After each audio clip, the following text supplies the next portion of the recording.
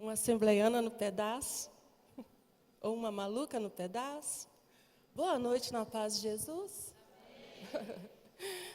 Meus irmãos, estou muito feliz de estar aqui com vocês. Só não estou mais feliz porque o nervosismo não deixa, tá bom?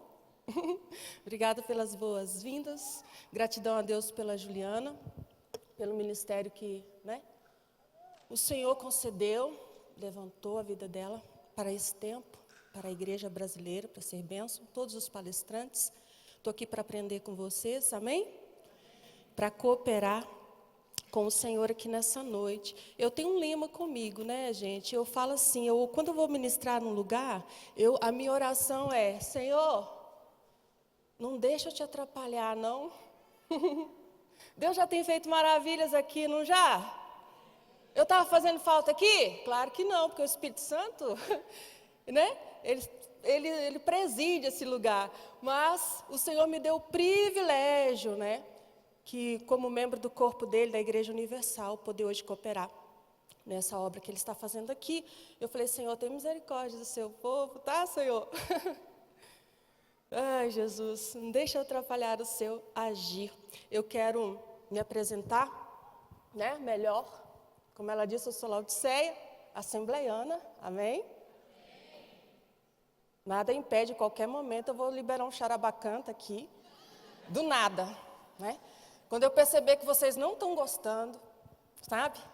Quando ficar aquele clima tenso, é que nem os cantores assembleianos, quando erra a letra do hino, o que eles fazem? Falam em línguas estranhas. Quando eu esquecer o versículo, quando eu esquecer a fonte bibliográfica, é hora da gente soltar uns labachúrias, Vocês sabem. E Laodiceia, como eu disse, esposa desse homem que está ali, homão da promessa. Fica de pé, amor. Quero, ostentar um pouquinho, Eu sempre falo dele, que é o meu negão. Aí o povo fala: mas ele não é tão negão. Eu falei: para de estragar meu testemunho, eu orei 5 anos. Claro que é negão, Eu fico indignada com esse povo que estraga o testemunho da gente. É o meu negão de 1,90 m, Adiel de Lima, vulgo xereque, o meu. Sou mãe do Lucas, de 13 anos, e da Lorena, de 12. Como pentecostais, bons pentecostais que somos, um saiu, o outro entrou. Só deu 1 ano de intervalo. Já tenho 2 adolescentes lá em casa. Tive 2 bebês, 2 na fralda, 2 na mamadeira, 2 no colo, 2 no SUS, 2 no Tilenol. Tudo foi dose dupla. Agora, 2 entrando na adolescência. E, para mim, não tem nada mais glorioso, depois da experiência do casamento, a maternidade. Melhor que ser casada e ser mãe é só entrar no céu. É só, Já posso terminar a palestra, Eu quero convidar vocês, gente, para uma leitura bíblica de Deuteronômio. Deuteronômio, capítulo 24, e o versículo 5. Depois pularemos para Provérbios 31, 18. Depois pularemos para a primeira carta a Timóteo, capítulo 4, versículo 1. Depois pularemos para Hebreus 13 e 4. Toda a Bíblia que você não leu durante a semana, você vai ler agora. E depois eu explico por quê, Todas essas leituras para introduzir a ministração, a palavra, a palestra nessa noite. O que está acontecendo aqui, e esses seminários que são realizados, jamais podem ser subestimados, em valor, em importância para o reino de Deus. Quando eu fazia os estudos, algumas pesquisas, leituras, para subsidiar a palavra essa noite, a palestra, eu encontrei uma obra de M.D. Rogatz, professora adjunta de Religião e Cultura americana, no Departamento de Estudos Religiosos do Michigan. Esta estudiosa e pesquisadora fez uma pesquisa focada apenas na sexualidade dos evangélicos, com a intenção de inserir pela primeira vez na história, e a obra dela foi publicada exatamente agora em 2018. E a pretensão dela ao publicar a sua obra sobre salvando o sexo, salvação e sexualidade do evangelicalismo americano. Isto em tradução livre, é o título da obra dela, não tem em português, né? Irmão, você lê em inglês? Não. Existe um negócio chamado Google Tradutor, né? Que ajuda a gente demais. E ela fez esse estudo, que é pioneiro, paradigmático, tentando inserir a sexualidade do evangélico, especificamente na cena acadêmica. E em seus estudos, o que ela coletou, os dados que ela coletou, toda a informação que ela coletou, ela disse o seguinte, que a resposta mais eficaz do evangelicalismo contra a revolução sexual, a libertinagem sexual, a promiscuidade sexual, a liberação, eles dizem liberação, mas nós sabemos que é libertinagem sexual, que foi, provocada, ocasionada pela revolução sexual dos anos 60 para cá. A resposta do evangelicalismo foi iniciativas e maior interesse em seminários para ensinar sobre sexualidade conjugal e exaltar a glória da sexualidade no plano de Deus, enfatizando que o prazer da relação marital, conjugal, glorifica ao Senhor. Que a resposta do povo de Deus foi essa: mais estudo, mais ensino. Por quê? É lógico, é uma questão de coerência. O que vence a mentira? A verdade. Então, eu fiquei bastante admirada de que alguém tenha se interessado por isso. Então, quando nós ficamos sabendo que vai ter seminário, muitas pessoas subestimam o valor disso, né? Mas tem sido de Deus uma resposta contra toda semente, de malignidade, de perversidade, que Satanás, de engano que Satanás tem semeado. Louvado seja Deus por isso, porque você está aqui hoje participando de uma resposta do céu para essa geração e para esse tempo. Uma batalha espiritual. E nós já vencemos. Vocês conhecem o final, né? Então vamos ler a palavra de Jesus aqui, gente. Deuteronômio 24:5. Um homem recém-casado não sairá à guerra, nem lhe será imposto nenhum outro encargo. Por 1 ano ficará livre na sua casa para alegrar a sua mulher que desposou. Gente, vocês gostam da Bíblia? Eu gosto demais da Bíblia, gente. Deuteronômio, tem gente que não gosta de Bíblia. Deuteronômio 24:5. Um homem recém-casado não sairá à guerra, nem lhe será imposto nenhum outro encargo. Meu Deus, 1 ano de férias. Por 1 ano ficará livre na sua casa, domesticidade. Para quê? Para alegrar a sua mulher que desposou. Deus já começou a falar com os irmãos, vocês estão sentindo? Quantos aqui são casados? A maioria. Aleluia! Glória a Deus. O que eu encontro aqui? O interesse de Deus na qualidade da vida conjugal. E está implícito nesse texto que, na lógica de Deus, conjugalidade precisa de tempo, de investimento. 1 ano. E para quê? Para alegrar a sua esposa. Deus estava muito preocupado com o quê, gente? Satisfação sexual. Também. Ou você acha que no original esse alegrar a esposa está se referindo ao quê? Gente, por falar em sexualidade na conjugalidade, tem alguém aqui que não gosta de sexo? Nós sabemos a diferença entre sexo, sexualidade e genitalidade, amém? Sabemos. Mas vocês não têm nada contra falar de sexo não, né? Vocês sabem que casado é esse povo que faz negócio. Vamos pular para Provérbios 31 e 18. Somente esse texto. Prova e vê que é boa a sua mercadoria, e a sua lâmpada não se apaga de noite. Amém? Eu amo esse texto, muito mesmo. Pulando agora para primeira carta de Timóteo, capítulo 4, a partir do versículo 1. Mas o Espírito expressamente diz que nos últimos tempos alguns apostatarão da fé, dando ouvidos a espíritos enganadores e a doutrinas de demônios, pela hipocrisia de homens que falam mentiras e têm cauterizado a própria consciência, que proíbem o casamento. E ordenam a abstinência de alimentos que Deus criou para os fiéis e para os que conhecem a verdade, a fim de usarem deles com ações de graça. Hebreus capítulo 13, versículo de número 4. Digno de honra entre todos seja o matrimônio, bem como o leito sem mácula, pois aos devassos e adúlteros Deus o julgará. Amém?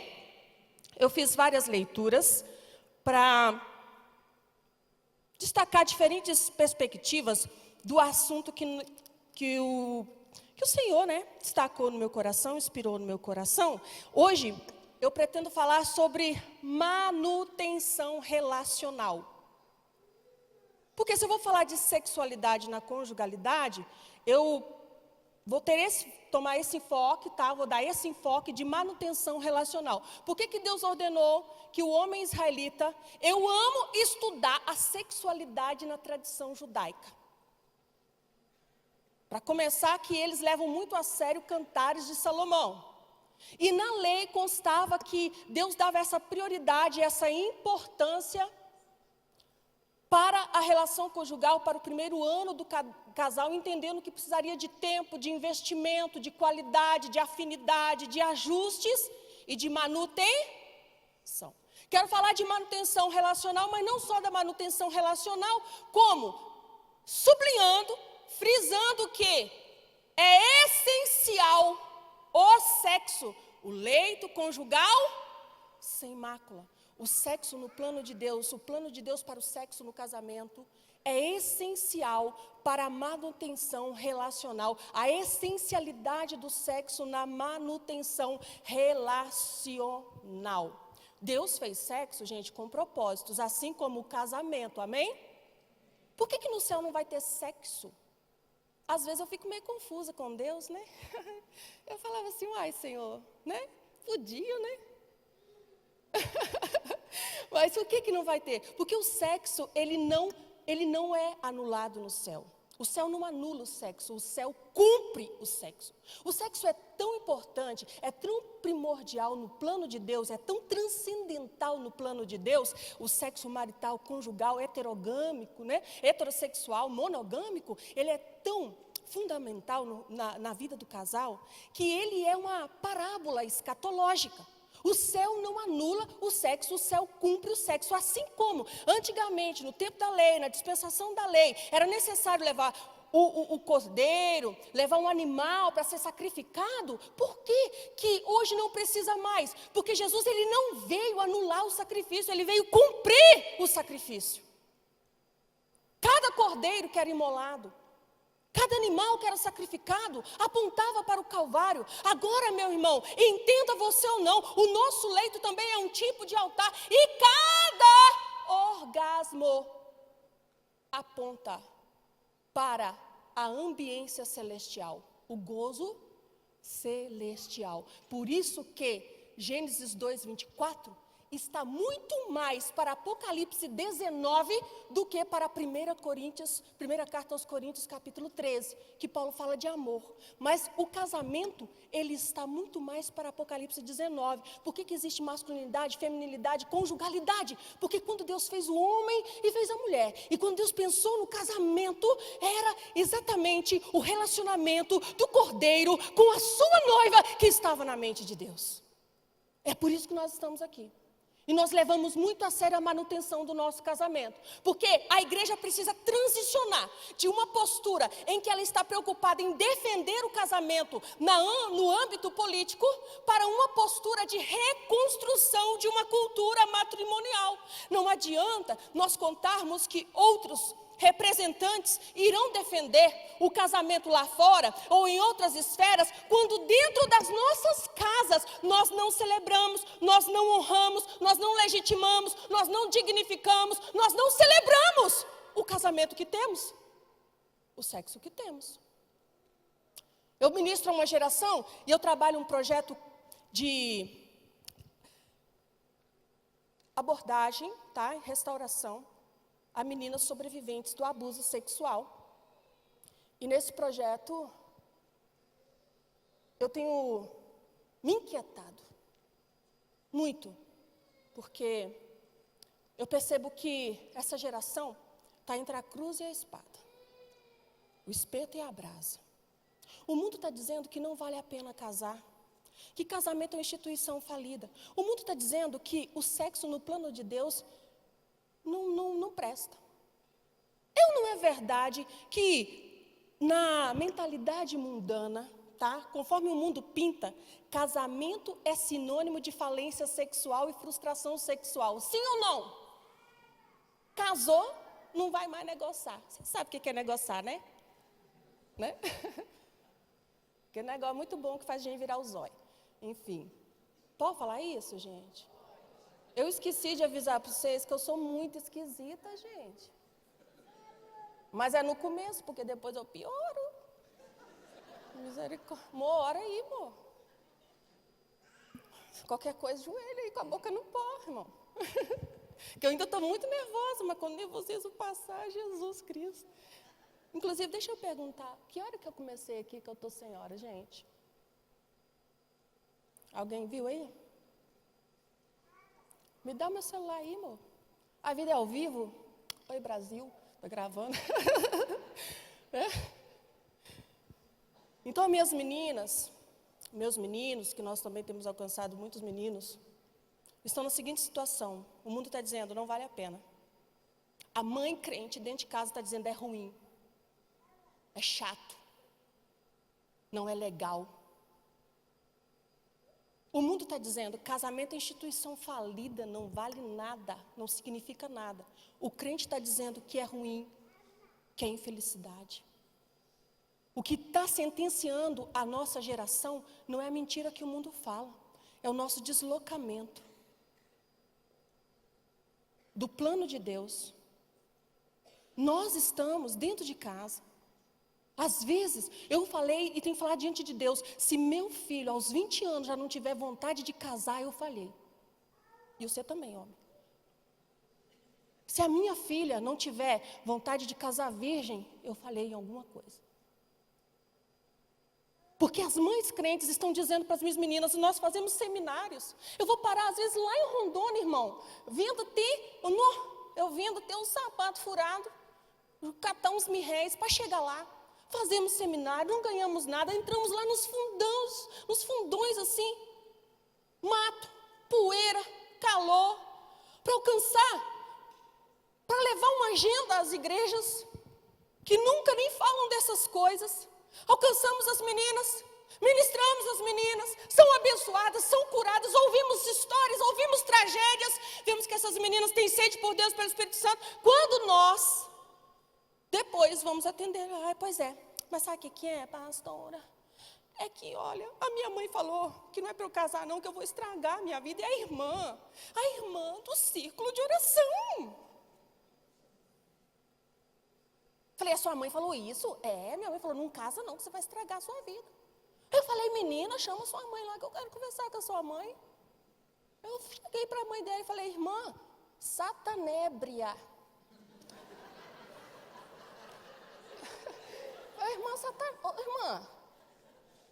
Irmã, qual o seu problema? Você bebeu água do vaso, irmã? Se você não está criando a sua filha para casar, irmã, você está criando para quê, irmã? Para a luz vermelha?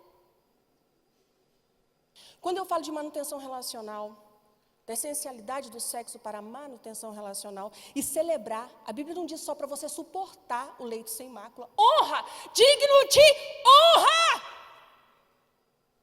Eu não sei, eu acho que vocês vão detestar eu. Vocês já arrependeram de ter me chamado, não já? Espera aí. Nada é tão ruim que não possa piorar. Eu quero dizer... Tá bom. Obrigada, amor. Eu quero dizer para o Brasil que o sexo da minha cama é o melhor do mundo. Eu quero dizer para o Brasil que casar é a melhor coisa do mundo. Não tem nada melhor nesse mundo. Sou casada, sou feliz, gosto de sexo. Aleluia, Brasil. O sexo passou a ser o maior dos pecados ocultos nas igrejas, porque também deixou de ser a bênção celebrada abertamente. Deixamos de celebrar abertamente, passou a ser um pecado oculto. Nós temos que entender por que isso acontece. Porque a maioria das palestras de casamento, vocês já repararam, que piada, tudo é problematização? Eu estou aqui para dizer que eu sou mulher. Eu estou aqui para dizer que eu entrei na menopausa aos 36 anos, já estou com 39. E se na TPM o hormônio mistura com demônio, na menopausa, cada hormônio vira um demônio. Tenho autoridade para falar. Quando eu achava que eu estava saindo da puberdade, eu já estava entrando na menopausa. 2 gravidezes no meio do caminho. Tá? Mas sexo é bom e eu gosto. E eu vou até onde eu posso. Amém, gente? Vocês estão escandalizados? E tem mais, porque é sempre problematização, sempre como fosse ruim, um fardo. Não é um fardo, é uma bênção. E nós precisamos celebrar para nós reconstruirmos uma cultura matrimonial. Para que nossos filhos não venham sempre estejam ouvindo essas piadinhas. Ai, casar vai estragar a sua vida. Ai, não casa não. Ai, porque sexo é muito ruim. Ai, porque... Nós temos que acabar com isso, amém? Em nome de Jesus. Falando nisso, vocês fizeram sexo essa semana, gente? Trocaram o óleo? Eu falei que eu sou esquisita, né? Ô pastor, paz do Senhor. Amém, pastor? Glória a Jesus. Celebrar. Porque nós estamos vivendo no contexto orientado para a plenitude. Quando Deus idealizou o sexo no casamento, é para que nós o vivêssemos, desfrutássemos em plenitude. E nós temos que descobrir o que está atrapalhando. Porque casamento sem sexo não se chama casamento sem sexo. Casamento sem sexo se chama mentira.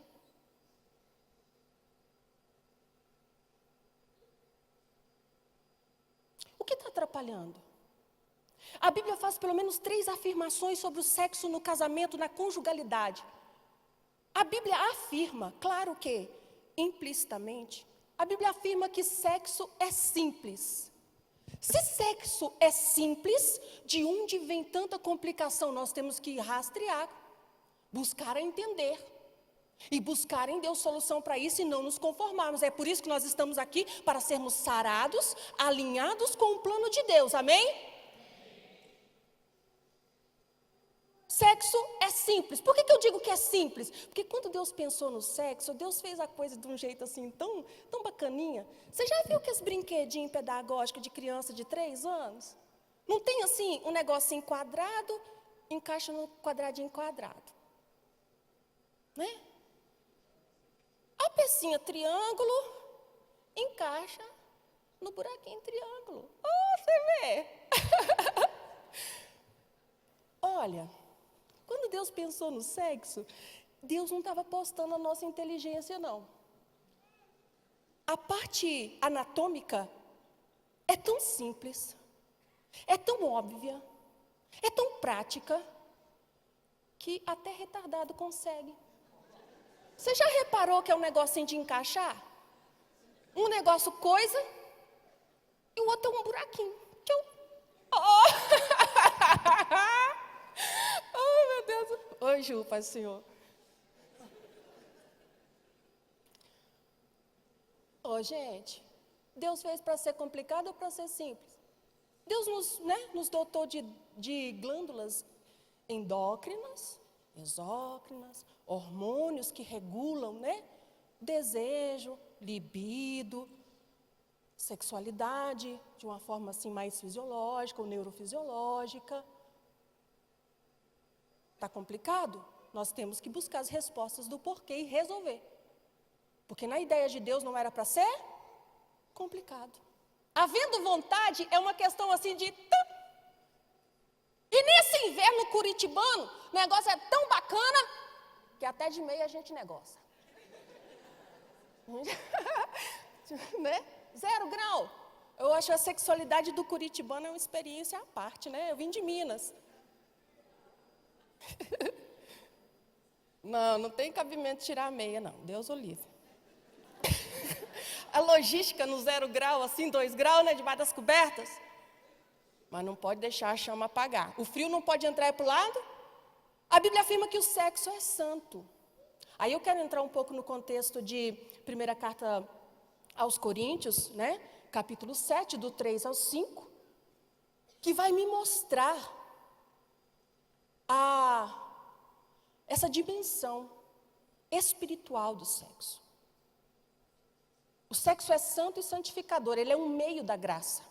Ele é tanto um meio da graça que a Bíblia diz, e Deus usa o apóstolo Paulo para nos dizer, que o casal não pode se separar há muito tempo. Pode? Não vos defraudeis um ao outro. O que é defraudar? É se negar. Não se negue um ao outro. O corpo do homem, ele já dizia anteriormente, não é dele, é da mulher. O corpo da mulher não é dela, é do homem. Olha para você ver, o mundo conta uma mentira muito grande para nossos meninos, para nossas filhas, que meu corpo, minhas regras, hashtag, mentira. Seu corpo só pode ter 2 donos. Primeiro dele, Jesus, comprou, não sois de vós mesmos, amém? Foste comprados por bom preço. Agora, chega um dia que Jesus dá escritura de propriedade para outra pessoa, seu cônjuge. O corpo da mulher é de quem? Dele. Amém, amor? O corpo dele é de quem? Meu, cabanão, mundão. Meu. Vocês já estão me odiando? O corpo dele, vamos supor, está cansado, mas é meu. Eu já chego profetizando, põe-te de pé que eu falarei contigo, ó.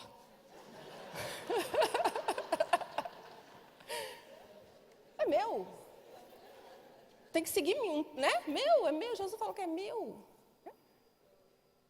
Aí o Senhor diz, não vos defraudeis, a não ser por consentimento mútuo, concordância, mas por um período de tempo. Para quê? Para não serem tentados por Satanás. Na ótica bíblica, sexo é mais espiritual que oração. Porque a partir do momento que você está casado, Deus está dizendo assim, você pode até orar, mas não ora muito não, hein? Volta logo para, Você sabe, coisar. Um dos maiores prejuízos que nós, crentes, temos sofrido é com uma cultura religiosa de desespiritualização do sexo. Sexo é tão espiritual que nessa ótica bíblica, Deus diz que sexo é uma arma contra Satanás. Por que não defraudar? Por que não se retirar para não ser tentado? Para vencer o inimigo que vem tentar? Porque segundo a ótica de Deus, sexo é uma blindagem, é um escudo de graça contra o pecado, do adultério, da pornografia, da prostituição. É uma blindagem para o nosso cônjuge. E Satanás está de olho em quem está na seca. Sabe aquele marido que vê a mulher na televisão e fica assim? O diabo está de olho nele. Quem que o diabo vai pôr na frente dele? A gira, que gira aquela que bomba.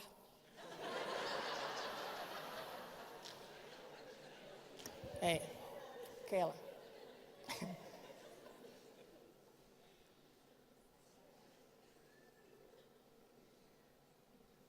Percebam que sexo, Satanás, no mesmo contexto. E Deus está dizendo que para não ser tentado por Satanás, o que é uma blindagem espiritual conjugal? Satisfação sexual. Porque sexo cristão é um sexo que tem quantidade, qualidade. Sexo cristão é o sexo que é bom para dois. O sexo que é bom para um só é pagão, não é cristão. Amém, irmãos? É uma blindagem, é uma arma espiritual. Portanto, você nunca vai pensar assim, ai, eu estou em batalha espiritual, eu vou fazer uma campanha de oração no monte. Faz, minha filha, pode fazer campanha na igreja, no monte, pode fazer 6 sexta-feira de milagre, mas você quer ver para o casado a campanha espiritual mais poderosa? Faz um propósito de 7 dias de sexo, sem quebrar. Olha, Exu, caveira, 7 catatumbas, 7 navalhas, 7 cachoeiras, sai tudo. Não fica um. Ô Jesus, revela, Senhor. Fala nesses corações. É verdade. Aí, o irmão está pensando assim, eba, gostei. Irmão, no 4º dia você está pedindo água que eu sei. Mas não pode quebrar. Essa história de que todo homem é o leãozão, né? Até que, enfim, uma mulher pode falar o outro lado, né? Não é bem assim, não, gente. Haja umas catuaba braba, meu filho. Já compra uma erva forte, irmão, umas gemada sinistra e dá para esse homem. Mas não pode quebrar. Experimenta. Você vai ver. Experimenta. Eu te desafio. Faça esse propósito. Sexo é arma na batalha espiritual. Sexo é espiritual. Mas por quê? Por que o sexo foi tão desespiritualizado, estigmatizado como sujo, como carnal só? Nós temos uma herança de uma linhagem teológica que nós usamos denominar, né, em teologia, de visão agostiniana do sexo ou pensamento agostiniano do sexo.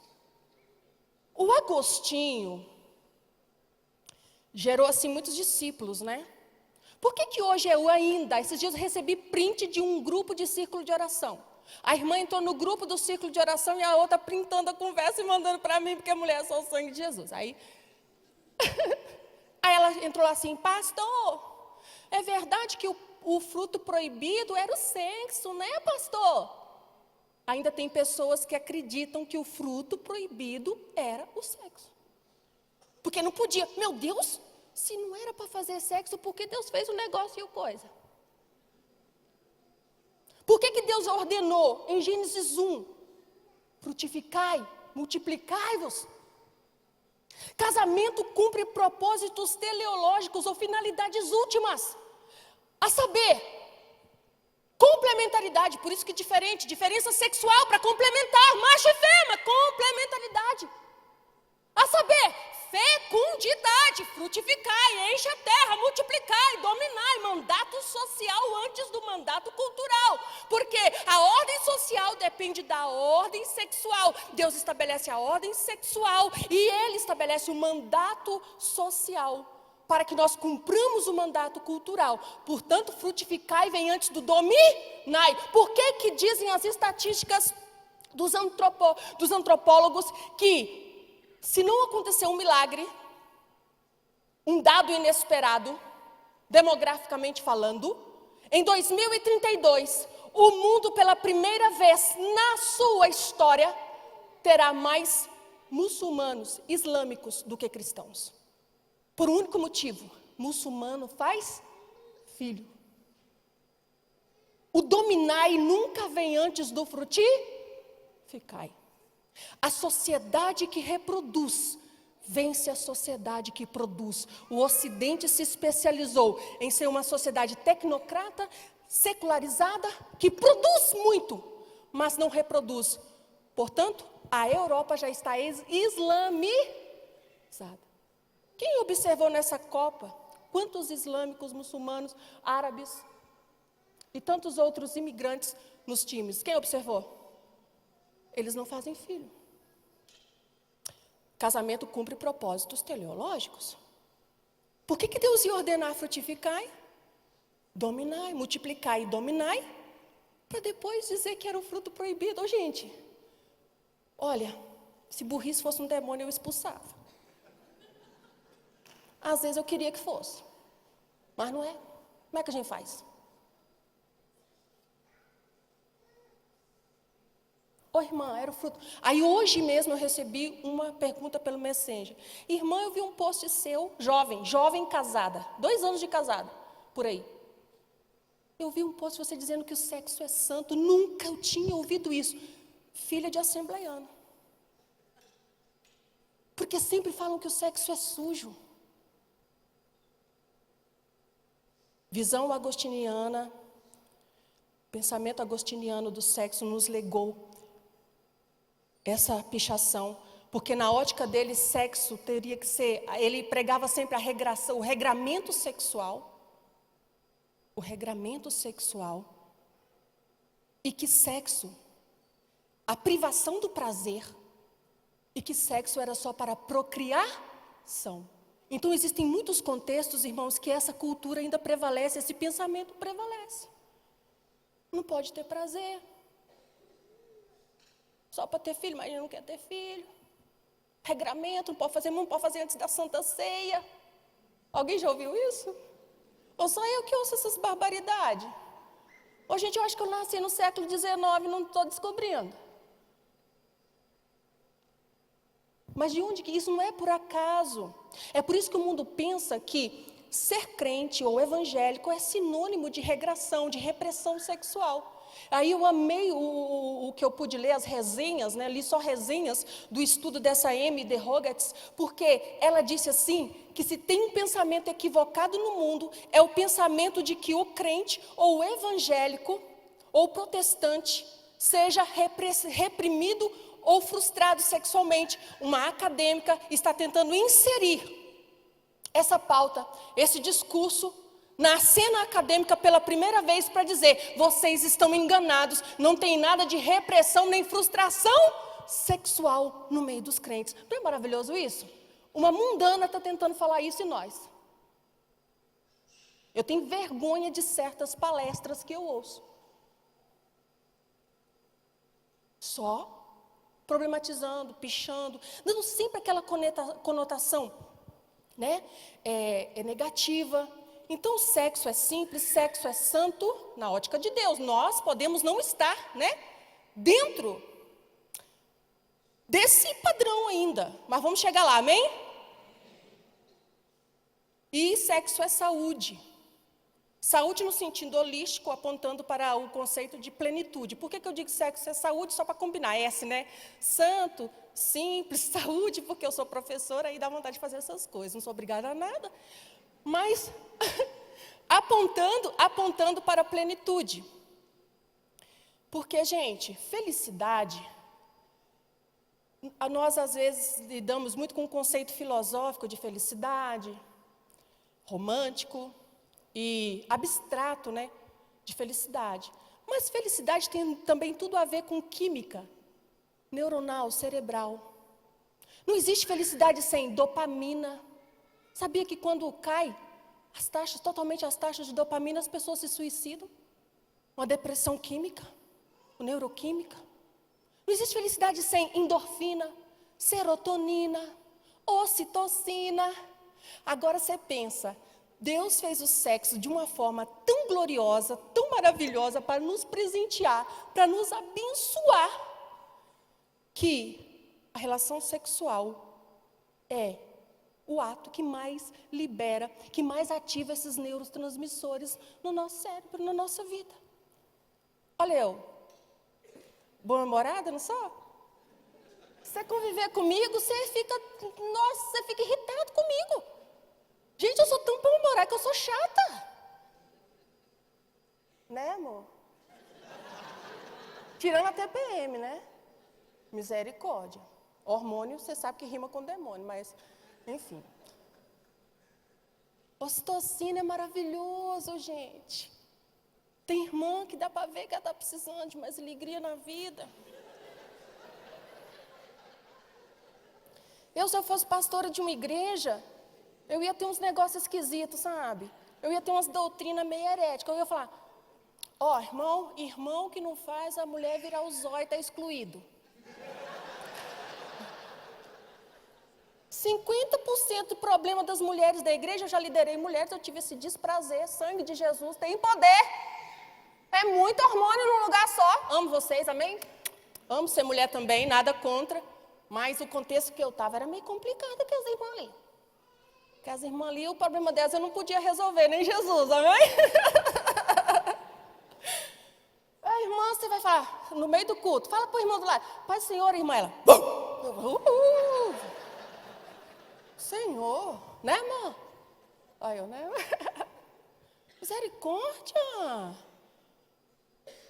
50% dos problemas nos departamentos femininos é falta de ocitocina, dopamina, falta de fofurice, sabe? O povo mal-humorado, amargurado, né? O amargurado é difícil. É ver o otimista, o meio copo vazio está meio cheio. Você já conhece essa teoria, né? Aí o pessimista, meio copo, tá meio vazio. Aí o amargurado, irmão, ele olha para o meio copo, quem fez xixi aqui nessa desgrama? Né? Paz do Senhor, pastor. Amém? Jesus, glória a Deus.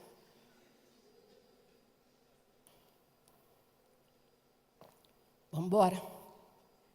Então, gente, nós temos que lutar contra essa cultura de desespiritualização do sexo. É claro que as demais palestras irão nos remeter para problemáticas, necessidade de cura, de libertação, da qual também eu faço parte. Eu entrei no casamento, o sexo foi um meio de graça e cura para mim. A minha adolescência inteira, devido a traumas de abusos severos, eu tinha a minha sexualidade totalmente distorcida, deformada, mutilada. Eu não gosto muito de entrar nos detalhes, porque um dia minha filha vai ouvir e eu não me sinto bem, à vontade para citar. Quanto o diabo fez, se envergonhou nessa área? Tinha tudo, irmão, para ter um casamento, um leito conjugal desastroso. Eu não sei, tem gente que compra um colchão de 5 mil, irmão, não faz nada lá em cima, eu fico escandalizada. Eu vivi no campo missionário com esse homem comprou para mim aquelas camas da Casa Bahia, que é uma tábua. E eu estava 14 quilos mais magra, meu irmão, era o osso e a tábua. E esse homem em cima de mim.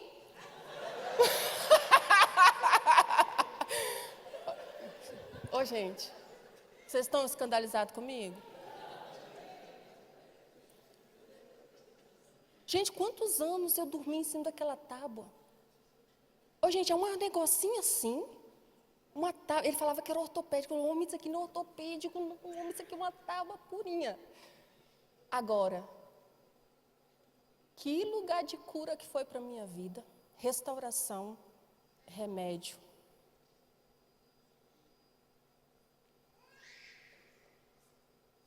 Cura. Eu não sabia conectar corpo. Eu tinha transtornos, né? Transtornos de intimidade. Que em termos mais técnicos, não sou especialista, sou interessado, mas em termos mais técnicos, né? Usa-se dizer que são traumas de vinculação, né? Estilos de apego, transtornos de intimidade, enfim, tem todo esse escopo, né, que é psicossocial, é do âmbito da psicologia, não é minha especialidade, mas a gente arrisca, tem que estudar para aprender, né? Não sabia conectar. Quanta coisa Deus fez. Eu só conectar o físico e o emocional. Quanto milagre. É meio de graça, amém? É blindagem espiritual. É bênção. Nunca, graças a Deus, nunca. Nosso leito conjugal. Ô, irmã, nunca teve problema, não? Ó, o tamanho daquele homem, claro que sim, meu Deus do céu. Né? Claro, não estou falando que é perfeito, mas é nesse contexto que a graça de Deus me alcançou de formas mais surpreendentes e sobrenaturais. A minha feminilidade foi curada, a minha sexualidade foi restaurada, e eu estou aqui para dizer que nada se compara a viver a sexualidade no plano de Deus, que é no leito conjugal, sem mácula. Aleluia! Graças a Deus. Nós temos que combater isso. O sexo só melhora com o tempo, viu, gente? Estão falando muita mentira por aí. E casamento não é sinônimo de falência sexual. Por que eu li lá em Provérbios 31 e 18? A sua lâmpada não se apaga de noite. Porque eu me admiro muito daquele casal ali, no sentido exatamente este, de manutenção relacional. Uma mulher extraordinária, atuante, que desempenha tantas funções com excelência, que tem um casamento, ela é casada, né? Tem filhos. Eu vejo ali o retrato de uma família funcional, de um casamento funcional, e quando eu vejo ali lâmpada que não se apaga de noite, eu vejo ali um paradigma de que? Manutenção relacional. Porque ela desempenha muito de dia, mas de noite ela se mantém ativa e acesa. Manutenção relacional. E quando a Bíblia fala de lâmpada, a metáfora da luz, sempre vai apontar para quê?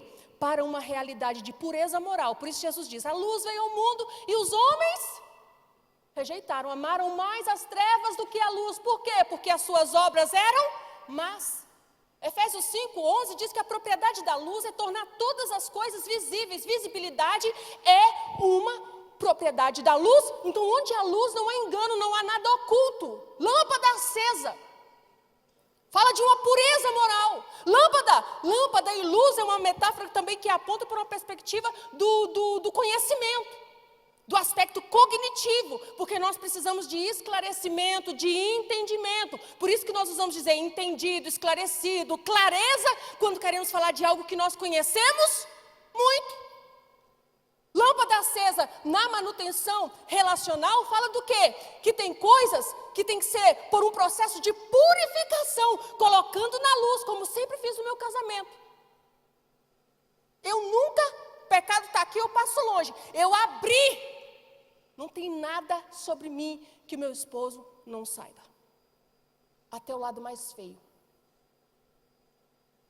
Eu tenho suscetibilidades? Tenho.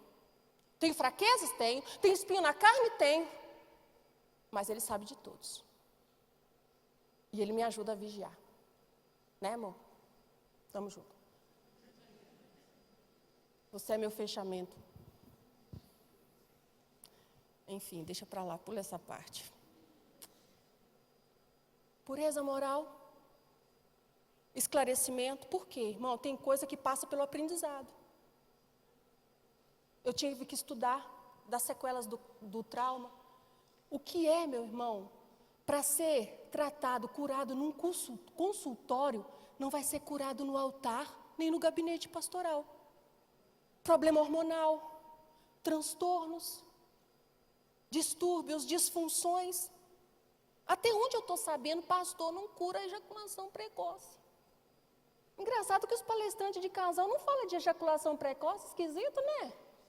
40% dos homens brasileiros estão desenvolvendo, estatisticamente, estão apresentando ejaculação precoce. Por conta de quê? Porque o brasileiro vive numa cultura pornificada e masturbatória. E essa doença social tem provocado esse problema. Luz. Onde tem luz, tudo é visível. Precisa se entender o que está se passando, dar nomes para os problemas. E para isso tem que estudar, tem que ler. Tem que aprender, tem que buscar o entendimento, tem que buscar o conhecimento. Porque um problema, quando ele recebe luz, né, nome, quando você recebe o entendimento, o discernimento, você já está com 80% da vitória. Porque você vai buscar soluções. Luz, manutenção relacional. Nós precisamos vencer essa questão de desespiritualizar o sexo. E eu vou falar assim, aqui nos últimos minutos que eu tenho, sobre 2 outros sabotadores, né, do leito conjugal. 2 outros elementos sabotadores da manutenção relacional. O primeiro, eu nominei aqui, né? Mas assim, gente, tudo muito sinteticamente, tá? De forma coloquial. Mas eu denominei de disparidade do desejo. Para fazer a manutenção relacional do nosso casamento, para manter o sexo sempre dentro do padrão que Deus o projetou, idealizou, designou a nós, nos abençoou com o sexo, eu tenho que entender essas questões também de disparidade do desejo. Por exemplo, a incompatibilidade na questão do desejo. Só que o desejo é muito subjetivo, né, gente? Mas falar de desejo é complexo, é multidimensional, mas eu vou falar aqui em termos muito sintéticos, simplórios. Mas o que implica dizer quando um quer mais do que o outro? Eu já falei, no casamento, quem é o mais espiritual? O que gosta mais de sexo. Não, irmã, sou eu, porque eu oro mais. Eu jejuo mais. Não, o que gosta mais de sexo é o mais espiritual. Amém? Aceita. Porque não pode defraudar. Pode orar, concordar, orar e tem que voltar. Quem chega na área primeira é mais espiritual. E aí? Disparidade do desejo. Quando há essa incompatibilidade na libido. Às vezes a mulher é muito estigmatizada, como sempre a mulher é aquela que tem, né, o libido hipoativo, baixo libido, baixo desejo. Mas deixa eu te contar um dado que geralmente também os palestrantes irmãos não contam. 1 a cada 5 mulheres tem mais desejo sexual do que os maridos. E geralmente essas mulheres nunca são contempladas em palestras. Geralmente a cobrança é para as mulheres, e os irmãos ficam se pagando de, né? Pois é. E a irmã está lá, meu Deus, oh Jesus, eu dei um grito, o cachorro cai duro, pai. Né?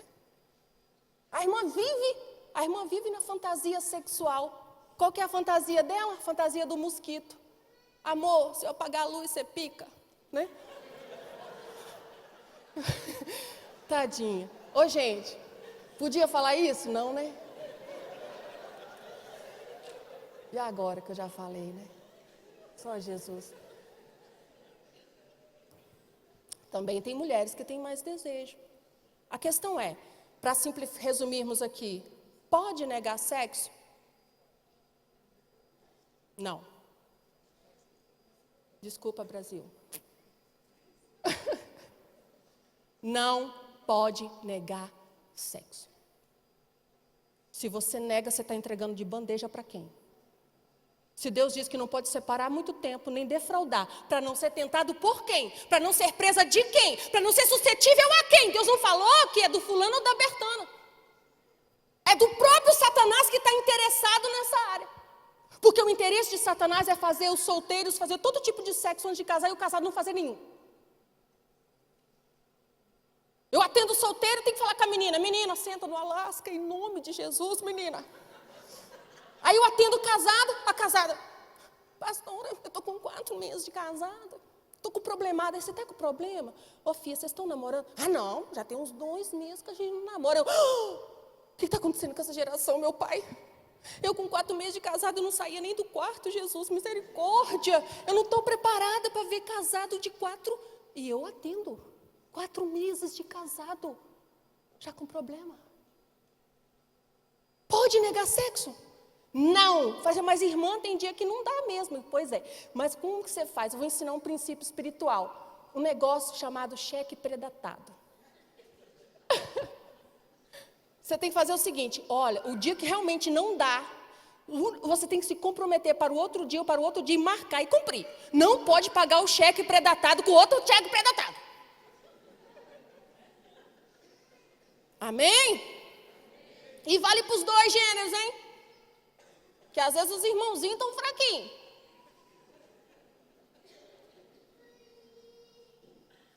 A gente vê os 2 lados por aí.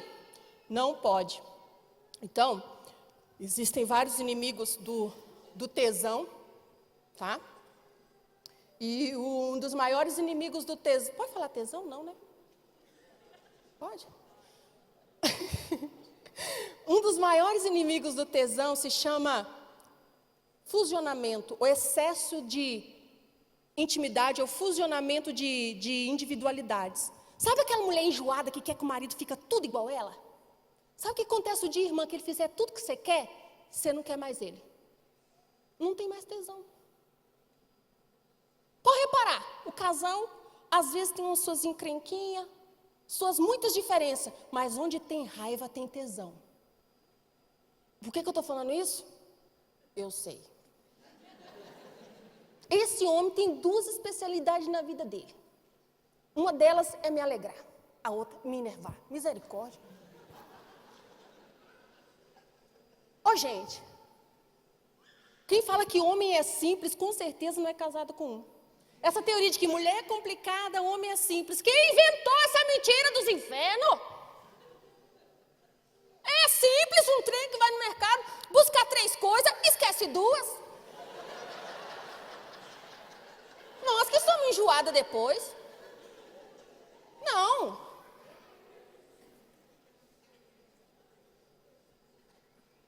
De casada, tem 15 anos que no dia do meu aniversário esse homem me decepciona. Inclusive, quarta-feira de novo. Aí ele pensou que ia abafar, me trouxe um troço lá, eletrônico, e eu sou muito burra por eletrônico. Mas ele trouxe, eu estou com problema de vista, porque a menopausa arrancou quase tudo minhas vistas. O homem me traz um troço que não tem luz, eu não consigo ler, gente. Eu fiquei muito feliz, só que não, né, amor? Falei, homem, você não me conhece? Aí você entra, né? Pô, você não está vendo que eu não tenho vista mais? Você traz um trem que eu não consigo, você não me conhece, homem? Ah, homem é assim, gente. E tem dia lá em casa que a gente não briga, não. A gente faz um ensaio para a Terceira Guerra Mundial. Só que tem um problema. Eu tenho um problema, eu não tenho dignidade nenhuma, eu não aguento passar mais que 3 dias com raiva dele. Às vezes ele pisa na bola. Mas de repente eis que esse homem sai do banheiro.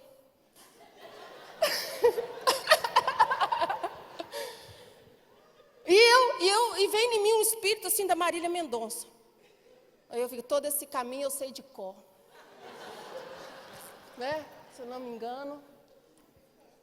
Agora, né? Se doesse em você o que dói em mim, enfim, por aí vai. Aquele hino que está na harpa, você sabe.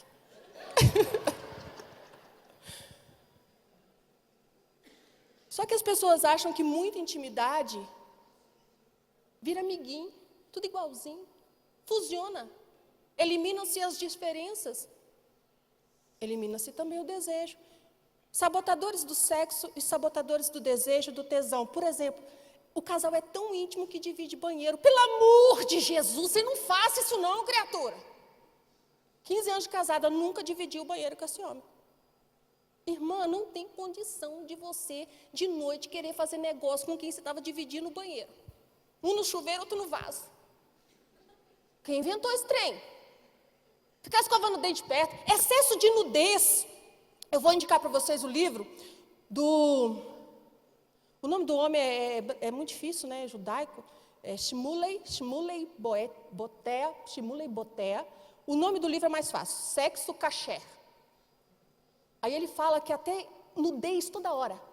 A mulher toda hora troca de roupa perto do marido. Filha, tem que ter a hora certa, amém? A gente acha que abafa. Toda hora. Isso elimina o desejo. O desejo está para a falta, né? A procura, a busca, o inacessível. Não é que você vai ser inacessível, mas toda hora, irmã, toda hora, vai... Vira irmão. Ah, pois é, né? Tá aí, tô vendo aí. Essa é a hora certa, aqueles luscos-fucos, né? Aquele negócio todo, aquela produção. Enfim, deu para entender, gente? E na falta, às vezes, do desejo, o Dr. Martin Klein, ele trabalha o conceito de inteligência sexual no livro, o livro tem esse nome, Inteligência Sexual, Dr. Martin Klein, e ele diz o seguinte: o desejo sexual é subjetivo, o interesse sexual é intencional, e você tem que apostar mais no interesse sexual. Às vezes você não está com o desejo, mas você está interessado por conta da importância, do valor da pessoa na sua vida, e você parte para a responsabilidade relacional, para fazer manutenção relacional. E ele também diz o seguinte: satisfação sexual pode ser subjetivo. Tem gente que 3 vezes por semana é pouco, e tem gente que 3 vezes por semana é muito. Sabia disso, gente? Eu estou falando. Satisfação é subjetivo. Agora, atenção é intencional. Mesmo quando você não pode dar 100% de satisfação, você pode dar 100% de atenção. E um cônjuge nunca estará frustrado sabendo que você dá esses 100% de atenção. Não está se negligenciando. Amém? Terminando a disparidade do prazer, eu quero terminar com uma nota aqui apologética, tá? Talvez amanhã eu falo o último ponto no meio da outra palestra, tá bom? Como eu disse, eu não sou obrigada a nada. Às vezes o pastor não vai deixar eu nem voltar também. Vamos falar um pouquinho da disparidade do prazer, mas deixa eu dizer uma coisa, irmão. Cantares 5:4 é um texto que fala do clitóris e do orgasmo feminino. Existe uma disparidade do prazer. Segundo estimativas, só 40% das mulheres gozam. E nós não podemos aceitar isso. Muito menos na igreja. Porque se Deus deu o clitóris, qual que é a função do clitóris, gente? Virar o zóio. Cantares 5:4. Ele pôs a sua mão na fenda e as minhas entranhas se estremeceram. Ô, Espírito Santo, revela o que é a fenda, Espírito Santo. Ô, Espírito Santo. Ô, mistério. Não foi o feminismo que inventou o clitóris. O feminismo não é o patrono do prazer feminino, porque eles têm esse discurso, tá? Que é o feminismo que legitima o prazer da mulher, que é o feminismo que reinventou ou inventou o clitóris, porque o clitóris apareceu na literatura médica, nos estudos mais empíricos de 20 anos para cá. Só que na Bíblia, há 3.000 anos atrás, um cântico foi escrito e foi falado sobre ele. Sulamita reticente, eu já me deitei, eu não vou abrir o meu amado, mas o meu amado pôs a mão na fresta, as minhas entranhas se estremeceram e eu ia abrir meu amado. Oh, Jesus! Só que aí a desespiritualização do sexo fez o crente acreditar que se um cônjuge colocar a mão no outro, na genitália do outro, no órgão sexual do outro, estimular, acariciar é masturbação. Para você ver.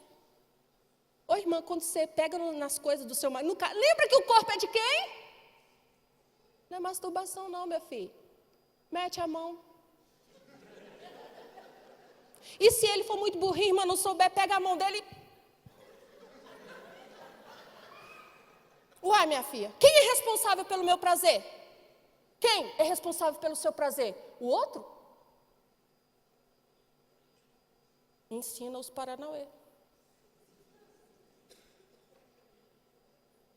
Sofremos muito prejuízo. Espiritualizações desnecessárias.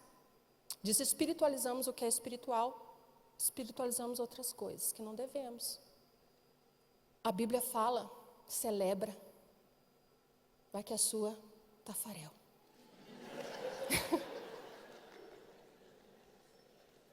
O responsável pelo seu prazer, antes de ser o outro, é você, para se conhecer, se aceitar, se permitir. O feminismo sequestrou o clitóris. Mas quem inventou e criou o clitóris foi Deus.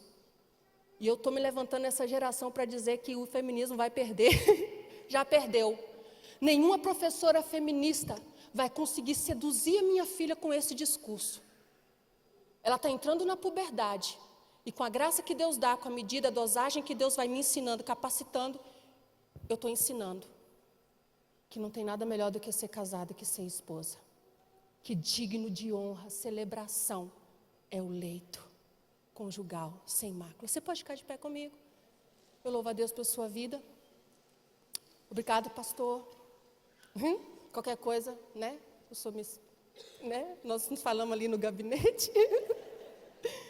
E o que eu tiver, né, estragado, só conserta, né? Em nome de Jesus, está com essa autoridade, né?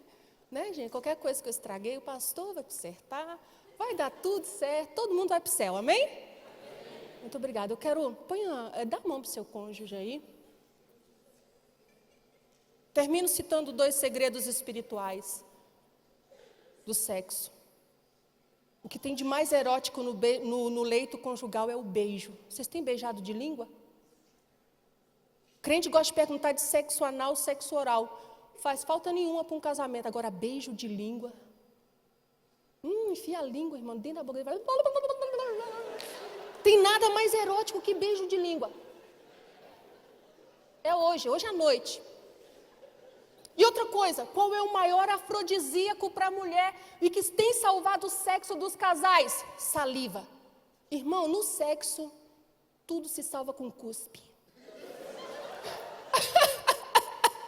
Cuspe salva qualquer noite. Porque beijo tem que ter o quê? Saliva. E lubrificante, melhor que tem, melhor que KY. Secura vaginal nunca rima com prazer. Então, meu irmão, invista nesses afrodisíacos potencializadores do seu sexo. Saliva, sabonete, creme dental, beijo na boca. Amém? Deus abençoe. Pai, te louvamos por tua palavra. Amo, Senhor, amo sua casa, amo sua palavra. Teu reino, poder te servir. Obrigada, Senhor, pela nossa conjugalidade. Nós nos casamos. Aleluia. Meu Deus, é um desafio tão grande porque precisamos crescer, amadurecer no casamento e te glorificar acima de tudo. Ajuda-nos nesse desafio de fazer a manutenção do nosso leito, do nosso lar, da nossa casa. Que o nosso lar seja sempre uma parábola escatológica que aponte para o céu, seja sempre uma profecia do céu. Que a minha casa, o meu casamento seja uma profecia do encontro do Cordeiro com a sua noiva. É isso que te peço e peço para cada um dos meus irmãos. Digno de honra seja o leito. Que toda enfermidade, toda disfunção, toda distorção não prevaleça. Que venha o teu reino, seja feita a tua vontade e seja glorificado o teu nome hoje e para sempre. Todas essas famílias sejam abençoadas em nome de Jesus. Amém.